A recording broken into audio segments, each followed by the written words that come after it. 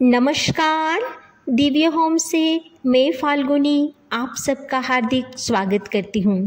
जैसा कि आप सब जानते हैं 26 जून से लेके 4 जुलाई तक होने वाला है गुप्त नवरात्रि का उत्तम महोत्सव।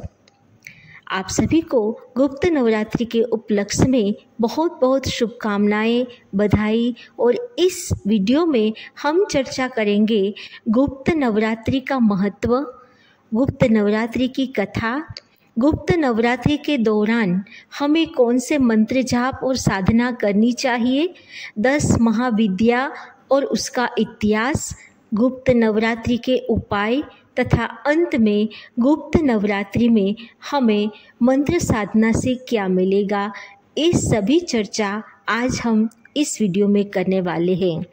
हो सकता है कि ये वीडियो लंबा हो, लेकिन एक वीडियो में आपको गुप्त नवरात्रि की संपूर्ण जानकारी मिलने वाली है।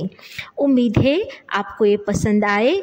और इससे पहले कि हम चर्चा आगे बढ़ाएं, रोज की तरह मुझे कमेंट बॉक्स में जय माता दी लिखे और बताएं कि आपने गुप्त नवरात्रि में कौन सी साधना की है। आइए चर्चा आगे बढ़ाते हैं। पूरे साल में 4 नवरात्रि आती है, जिसमें 2 प्रत्यक्ष और 2 अप्रत्यक्ष।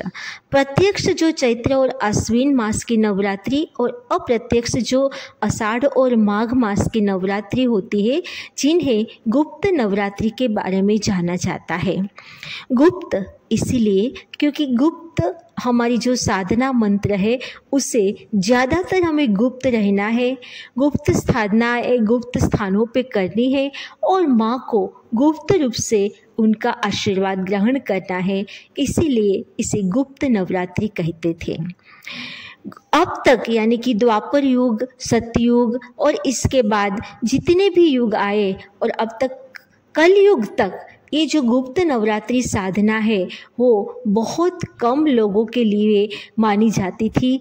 स्पेशली माना जाता है कि केवल और केवल तांत्रिक ही गुप्त साधनाएं कर सकता है। लेकिन कलयुग आते आते ये जो धारणा भी बिल्कुल गलत होने लगी, क्योंकि गुप्त नवरात्र में भी हम माँ दुर्गा के 10 महाविद्या के रूप का स्वरूप का आशीर्वाद प्राप्त कर सकते हैं। क्योंकि कहा जाता है कि कलयुग में नाम स्मरण मात्र से ही माँ प्रसन्न होती है। तो गुप्त नवरात्रि की साधना हर कोई कर सकता है। केवल हमारा इंटेंशन, हमारी इच्छा, अंदर की भावना शुद्ध होनी चाहिए। अतः गुप्त नवरात्रि सबके लिए है। आइए जानते हैं 2025 जो आषाढ़ मास की गुप्त नवरात्रि है वो कितनी शुभ और कितने अच्छे संयोग लेके आ रही है। इस बार 26 जून से जो नवरात्रि आ रही है गुप्त नवरात्रि, वे ध्रुव योग और सर्वार्थ सिद्धि और आर्द्रा नक्षत्र लेके आ रही है, जो साधना के लिए सर्वश्रेष्ठ है। अतः दिव्य होम अपने दर्शकों से नम्र निवेदन करता है कि ये गुप्त नवरात्रि में आप जरूर कोई ना कोई साधना करके माता रानी का आशीर्वाद पाए। आइए जानते हैं गुप्त नवरात्रि का महत्व। जैसा मैंने आपको बताया कि सतयुग, द्वापर युग और त्रेता युग आदि में गुप्त नवरात्रि केवल कुछ सच्चे साधकों के लिए मानी जाती थी, कुछ तंत्र विद्याओं के लिए मानी जाती थी।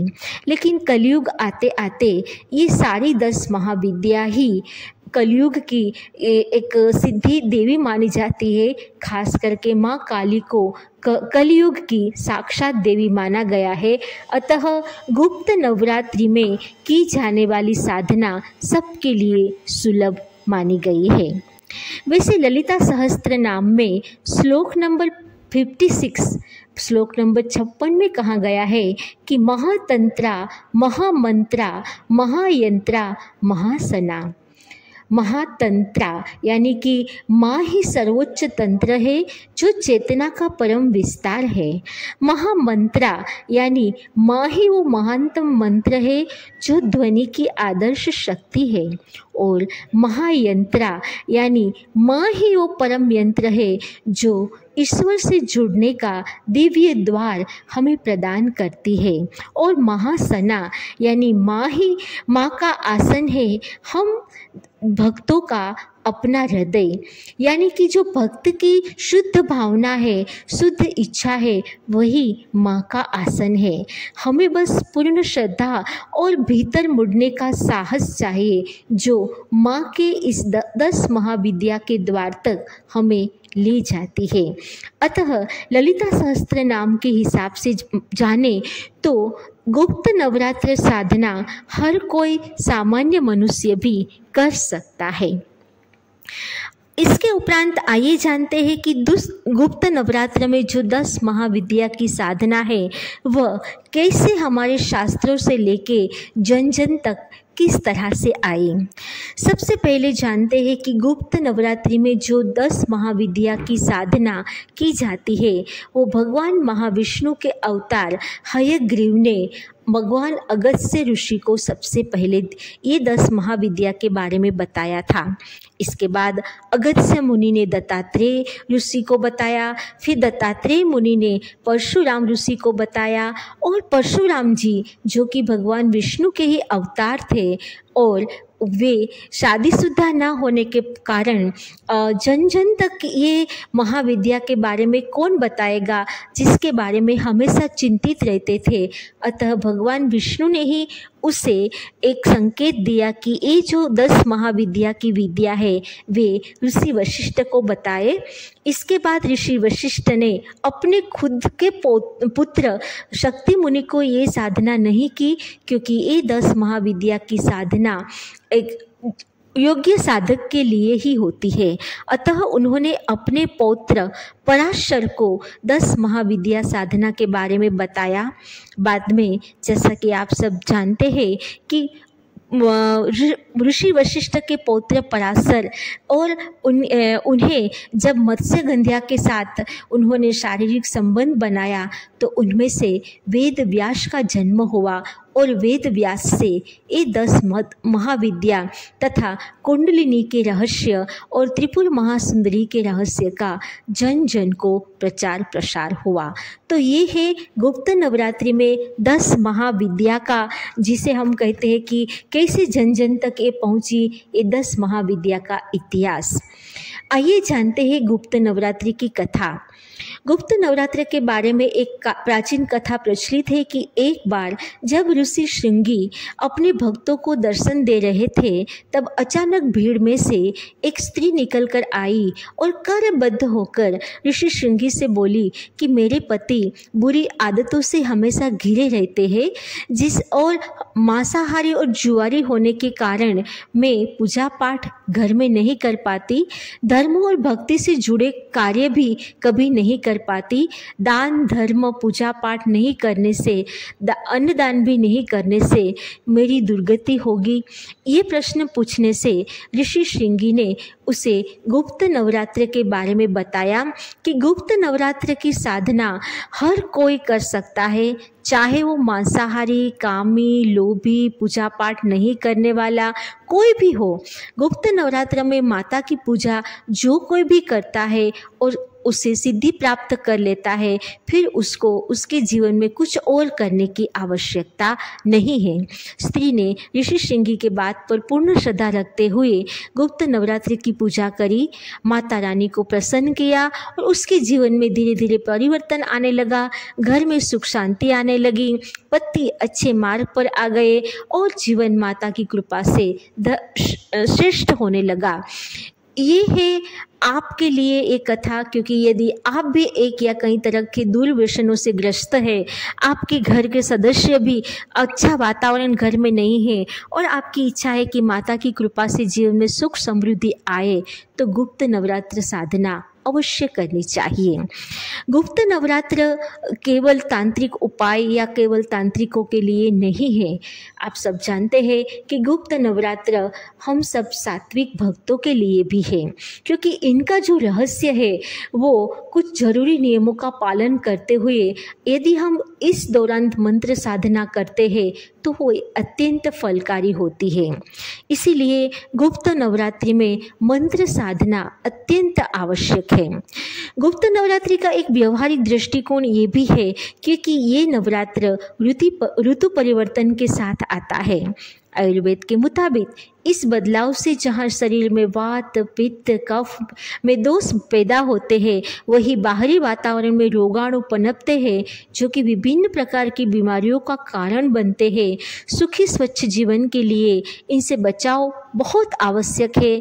अतः गुप्त नवरात्रि के दौरान देवी उपासना के माध्यम से खान पान रहन सहन और देव स्मरण करने पर संयम और अनुशासन तन एवं मन को शक्ति और ऊर्जा प्रदान करता है, जिससे इंसान निरोगी होकर लंबी आयु और सुख समृद्धि प्राप्त करता है। खास करके हमारे जो सनातन धर्म के धर्म ग्रंथ है उनके अनुसार गुप्त नवरात्र में प्रमुख रूप से भगवान शंकर और माँ आदि शक्ति की आराधना की जाती है। इसमें खास करके माँ आदि शक्ति की 10 महाविद्याओं की आराधना करके हम गुप्त नवरात्रि में माँ की आशीर्वाद प्राप्त करते हैं। खास करके दुर्गा संहिता और शिव संहिता के अनुसार भगवान शिव और माता पार्वती की उपासना के लिए ये समय सर्वश्रेष्ठ है, जो माँ शक्ति का जप तप ध्यान करने से जीवन में आ रही सभी बाधाएं नष्ट हो जाती है। तो ये है गुप्त नवरात्रि का महत्व। ये नवरात्रि तांत्रिक क्रियाओं, शक्ति साधना एवं महाकाल आदि से जुड़े लोगों के लिए विशेष महत्व रखती है। अतः गुप्त नवरात्रि में 10 महाविद्या की पूजा विशेष लाभकारी होती है। ये 10 महाविद्या है माँ तारा देवी, माँ काली, भुवनेश्वरी, त्रिपुर सुंदरी, माता छिन्नमस्ता, त्रिपुर भैरवी, माँ बगलामुखी, माँ मातंगी, माँ घुमावती, माँ कमला देवी आदि। ये 10 महाविद्या की पूजा ही गुप्त नवरात्रि को एक आदर्श हमें आदर्श आध्यात्मिक स्तर पर ले जाएगी, जिसमें हम न सिर्फ आध्यात्मिक उत्थान हमारा होगा बल्कि इस 10 महाविद्या के साधना से हमें हमारे जीवन में पथ पथ पे आने वाली बाधाओं से भी मुक्ति मिलेगी। तो आइए अब जानते हैं गुप्त नवरात्रि में हम 10 महाविद्याओं में किस तरह से साधना करके हम 10 महाविद्या एक दिन की किस तरह से साधना करके माँ की कृपा पाते हैं। सबसे पहले दिन मतलब प्रतिपदा तिथि के दिन माँ काली की साधना करके हमें इस दौरान उत्तर दिशा की ओर मुँह करके माँ काली की साधना करनी है। साथ साथ में भगवान श्री कृष्ण की पूजा आराधना भी करनी है, जिससे हमारी छिपी हुई किस्मत चमकेगी, शनि के प्रकोप से भी छुटकारा मिलेगा। और नवरात्र के पहले दिन माँ काली को अर्पण होने से पहले 3 दिन जो माँ काली का, बीच के 3 दिन माँ लक्ष्मी के और अंत के 3 दिन माँ सरस्वती को अर्पित होने से सबसे पहली प्रतिपदा तिथि को माँ काली की साधना करनी है, जिसका मंत्र है ओम क्रीम क्रीम क्रीम दक्षिणे काली के क्रीम क्रीम क्रीम स्वाहा। गुप्त नवरात्रि के दूसरे दिन दूसरी जो महाविद्या है माँ तारा की उपासना की जाती है, जिससे अच्छी बुद्धि और श्रेष्ठ संतान की प्राप्ति होती है, जिसका मंत्र है ओम ह्रीम स्त्रीम होम फट। गुप्त नवरात्रि के तीसरे दिन माँ त्रिपुर सुंदरी, जिसे माँ षोडशी भी कहा जाता है, इसकी पूजा की जाती है। सुंदर एवं निखरे हुए रूप के लिए इस दिन माँ त्रिपुर सुंदरी की पूजा की जाती है, जिससे बुध ग्रह मजबूत होता है।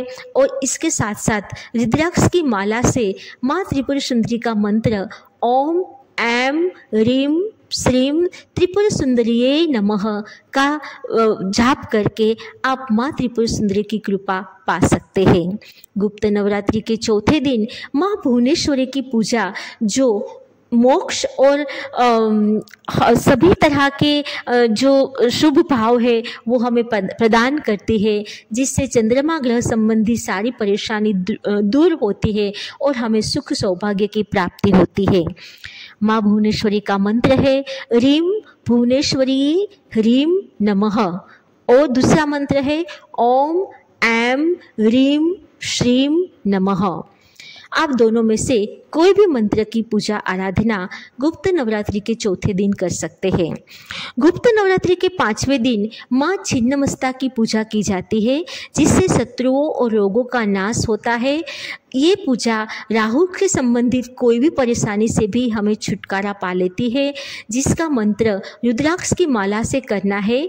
मंत्र है ओम ह्रीं क्लीं ऐं वज्र वैरोचनीये हुं हुं फट स्वाहा। गुप्त नवरात्रि के छठे दिन माँ त्रिपुर भैरवी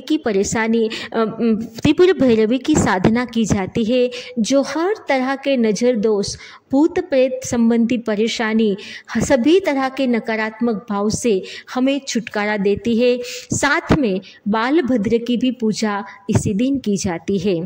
यदि जन्म कुंडली के लग्न में कोई दोष है तो ये माँ त्रिपुर भैरवी की पूजा आराधना से दोष चला जाएगा, जिसका मंत्र है ओम ह्रीं भैरवी क्लौं ह्रीं स्वाहा। गुप्त नवरात्रि के 7वें दिन माँ घुमावती की पूजा की जाती है, और जिसका मंत्र है घूम घूम घुमावती देवी स्वाहा। और 8वें दिन माँ बगलामुखी की पूजा की जाती है, जो हमें हर तरह के कोर्ट कचहरी के संबंधित, नौकरी संबंधित सारी परेशानी, सारे शत्रुओं से हमें शत्रु बाधा से मुक्त करती है। ये जो 8वीं महाविद्या है माँ बगलामुखी की साधना पीले कपड़े पहन के हल्दी वाली माला से जाप करना है। मंत्र है ओम ऐं लीं श्रीं बगलामुखी सर्वदुष्टानां मुखम पदम स्तंभय जिह्वा कीलय शत्रु बुद्धि विनाशाय लीं ओम स्वाहा। इस मंत्र से आप माँ बगलामुखी की कृपा पा सकते हैं।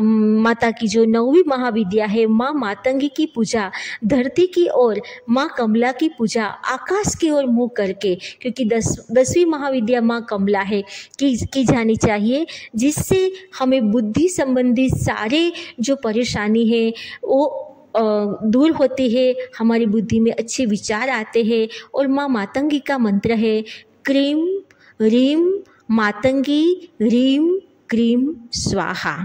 और 10वीं महाविद्या माँ कमला है, जो आकाश की ओर मुख करके उसकी पूजा की जाती है। दरअसल गुप्त नवरात्रि के 9वें दिन 2 देवियों की पूजा एक साथ होती है, एक माँ मातंगी और दूसरी माँ कमला। माँ कमला का मंत्र है क्रीं ह्रीं कमला ह्रीं क्रीं स्वाहा। इस तरह से 9 दिन तक चलने वाली इस पर्व का समापन पूर्णाहुति हवन एवं कन्या भोज करके हम कर सकते हैं। इसके उपरांत आप दुर्गा सप्तशती के पाठ, उसके मंत्र, नवाण मंत्र, दुर्गा चालीसा आदि करके भी गुप्त नवरात्रि में माता रानी की कृपा पा सकते हैं। गुप्त नवरात्रि के बारे में ये जानकारी आपको कैसी लगी और आगे आप कौन सी वीडियो चाहते हैं, आप हमें ज़रूर बताइए। देखते रहिए दिव्य होम। नमस्कार, धन्यवाद। इसके साथ साथ एक बार वापस मैं आपके साथ आना चाहूँगी, जुड़ना चाहूँगी, क्योंकि गुप्त नवरात्रि के कुछ उपाय भी आपको करने हैं जो आपके घर में धन धान्य वैभव समृद्धि बढ़ाएंगे। सबसे पहला उपाय जो गुप्त नवरात्रि का है वो है काली हल्दी का उपाय। यदि हम गुप्त नवरात्रि के 9 दिन एक लाल कपड़े में काली हल्दी और उस पर सिंदूर लगा के माँ के पास रख के मंत्र जाप करते हैं और बाद में ये कपड़ा की पोटली बना के हमारे तिजोरी में रखते हैं, तो हमें हर तरह की समृद्धि, आर्थिक लाभ प्राप्त होंगे। दूसरा उपाय है कि यदि आप व्यापार में वृद्धि और सौभाग्य में समृद्धि चाहते हैं तो पीपल के पत्ते पर राम नाम लिखकर और उसके अंदर कोई मिठाई डाल के हनुमान के मंदिर में वो पत्ता रखेंगे और 9वें दिन यदि आप हनुमान चालीसा का पाठ करते हैं तो आपको हर तरह के व्यापार में वृद्धि और सौभाग्य में समृद्धि मिलेगी।